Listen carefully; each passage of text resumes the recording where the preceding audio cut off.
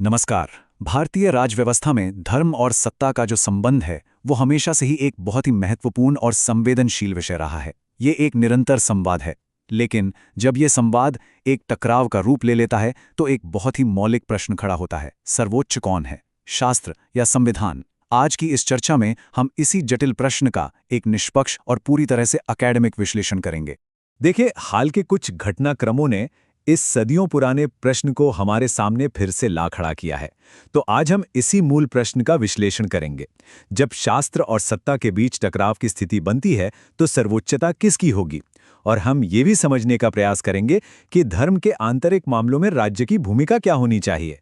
क्या ये हस्तक्षेप है या ये केवल विनियमन है? सबसे पहले मैं ये बात बिल्कुल स्पष्ट कर देना चाहता हूं कि हमारा उद्देश्य किसी व्यक्ति विशेष पर टिप्पणी करना नहीं है। नहीं, हमारा उद्देश्य है इस पूरे प्रकरण को एक केस स्टडी के रूप में देखना, जिससे हम भारतीय लोकतंत्र के एक बहुत ही मूलभूत प्रश्न को समझ सकें कि राज्य और धर्म के बीच संबंधों की सीमाएं क्या हैं। तो इस पूरे विश्लेषण को बेहतर ढंग से समझने के लिए हमारी चर्चा का क्रम कुछ इस प्रकार रहेगा। सबसे पहले हम शास्त्र बनाम सत्ता के इस द्वंद्व को समझेंगे। फिर शंकराचार्य परंपरा के इतिहास पर नजर डालेंगे। इसके बाद विवाद की कानूनी और औपनिवेशिक जड़ों का विश्लेषण करेंगे।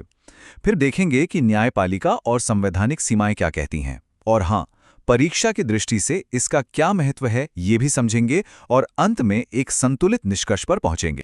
तो चलिए चर्चा के पहले बिंदु से शुरुआत करते हैं। देखिए, किसी भी वर्तमान विवाद को समझने के लिए उसकी पृष्ठभूमि, उसके इतिहास को जानना अनिवार्य होता है। इसलिए सबसे पहले शंकराचार्य परंपरा के इतिहास और उसकी संरचना को समझते हैं। इस महान परंपरा की शुरुआत होती है 8वीं शताब्दी में, जब आदिगुरु शंकराचार्य ने भारत के 4 कोनों में 4 मठों की स्थापना की थी। उत्तर में ज्योतिर्मठ, दक्षिण में श्रृंगेरी, पूर्व में पुरी और पश्चिम में द्वारका। ये एक बहुत ही सुदृढ़ आध्यात्मिक व्यवस्था थी।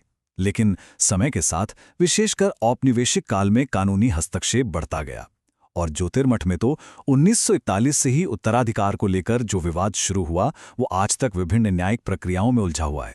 अब यहाँ एक बहुत ही महत्वपूर्ण अवधारणा है, मठामनाय। इसे समझना बहुत जरूरी है। ये सिर्फ कोई ग्रंथ या किताब नहीं है, बल्कि ये इन मठों के संचालन के लिए स्वयं आदि शंकराचार्य द्वारा बनाया गया एक वैचारिक और प्रशासनिक संविधान है। और इसी मठामनाय के आधार पर शंकराचार्य का पद सिर्फ एक उपदेशक का नहीं, बल्कि एक धर्म सिंहासन का है, जिसे धार्मिक मामलों में निर्णय लेने का अधिकार प्राप्त है। तो अब सवाल ये उठता है कि एक आध्यात्मिक परंपरा एक कानूनी विवाद में कैसे उलझ गई? इस विवाद के मूल कारणों को समझने के लिए हमें औपनिवेशिक काल में जाना होगा, जब ब्रिटिश प्रशासन की कानूनी व्यवस्था ने इन धार्मिक संस्थानों की स्वायत्ता को मौलिक रूप से बदल दिया था। हुआ ये कि औपनिवेशिक प्रशासन ने इन प्राचीन मठों को उनकी धार्मिक और आध्यात्मिक प्रकृति से नहीं, बल्कि अपनी कानूनी समझ के अनुसार एक लीगल ट्रस्ट के रूप में देखा, और इसका परिणाम बहुत दूरगामी हुआ। उत्तराधिकार, संपत्ति और परंपरा जैसे शुद्ध धार्मिक मामले सिविल सूट यानी दीवानी मुकदमे बन गए। जो पद पहले आध्यात्मिक योग्यता और परंपरा से तय होता था, वो अब अदालतों की लंबी प्रक्रियाओं पर निर्भर हो गया। और यहीं से राज्य को धार्मिक मामलों में हस्तक्षेप करने का एक कानूनी मार्ग मिल गया। तो उस औपनिवेशिक विरासत को समझने के बाद अब हम सीधे वर्तमान ज्योतिर्मठ उत्तराधिकार विवाद पर आते हैं और ये देखते हैं कि हमारी न्यायपालिका ने इस जटिल मुद्दे को संवैधानिक सीमाओं के भीतर कैसे संभाला है। यहाँ पर न्यायपालिका की भूमिका को समझना बहुत आवश्यक है। देखिए, सुप्रीम कोर्ट ने 2020 के अपने आदेश में एक बहुत ही सूक्ष्म लेकिन बहुत महत्वपूर्ण अंतर किया है। न्यायालय ने यह स्पष्ट किया कि कोई व्यक्ति स्वयं को शंकराचार्य की उपाधि से संबोधित कर सकता है। ये उसके अंतःकरण और धार्मिक विश्वास का मामला है। लेकिन मठ के सिंहासन पर एक औपचारिक पट्टाभिषेक समारोह करना, जो कि एक सार्वजनिक और संस्थागत प्रक्रिया है, उस पर रोक तब तक जारी रहेगी जब तक उत्तराधिकार का मूल विवाद हल नहीं हो जाता। तो ये धार्मिक विश्वास और कानूनी मान्यता के बीच का एक स्पष्ट अंतर है। यहाँ एक और महत्वपूर्ण पहलू है जिसे हमें समझना होगा। राज्य का हस्तक्षेप कई बार आमंत्रित होता है, जब धार्मिक संस्थाओं के भीतर ही उत्तराधिकार को लेकर आम सहमति नहीं बन पाती और विभिन्न पक्ष खुद ही कानूनी मान्यता के लिए न्यायालय का दरवाजा खटखटाते हैं, तो वे एक तरह से राज्य को अपने आंतरिक मामलों में हस्तक्षेप करने का अवसर दे देते हैं। और इससे धार्मिक स्वायत्ता और राजकीय हस्तक्षेप के बीच की जो रेखा है वो और भी धुंधली हो जाती है।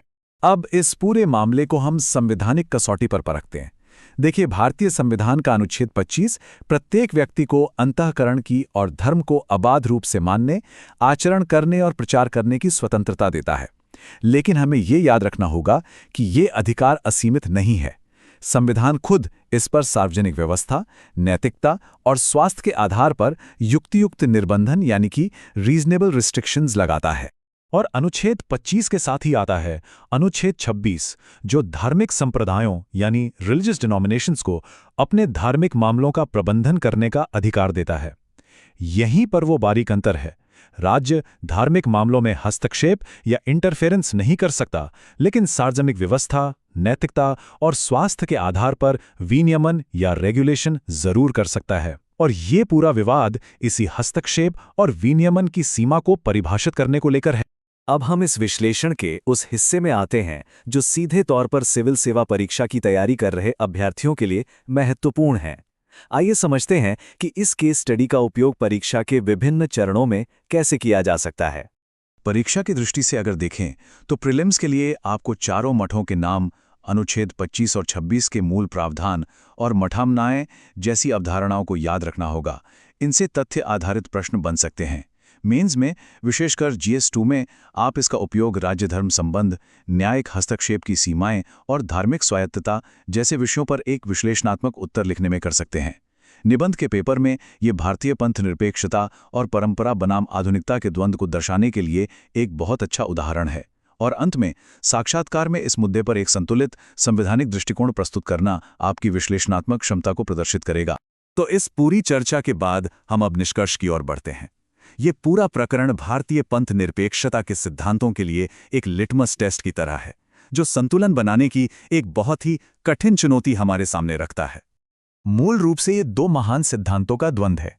एक तरफ है शास्त्रीय स्वायत्तता का सिद्धांत, जो यह कहता है कि धार्मिक परंपराओं और संस्थाओं को अपने निर्णय स्वयं लेने का अधिकार होना चाहिए, और दूसरी तरफ है संवैधानिक सर्वोच्चता का सिद्धांत, जिसके अनुसार भारत की सभी संस्थाएं, चाहे वे धार्मिक ही क्यों न हो, संविधान के दायरे में हैं और उसके प्रति जवाबदेह हैं।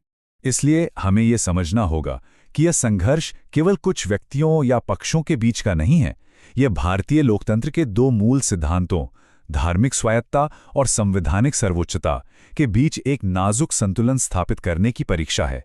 अंतिम चुनौती यह नहीं है कि कौन जीतता है, बल्कि यह है कि क्या हम एक ऐसी व्यवस्था बना सकते हैं जहां धार्मिक संस्थाओं की गरिमा भी बनी रहे और संविधान का शासन भी सर्वोच्च रहे। मैं इस विश्लेषण को एक विचारोत्तेजक प्रश्न के साथ समाप्त करना चाहूंगा, जिस पर आप सब विचार करें। इस पूरे प्रकरण में हमारे लोकतंत्र के लिए बड़ी चुनौती क्या है?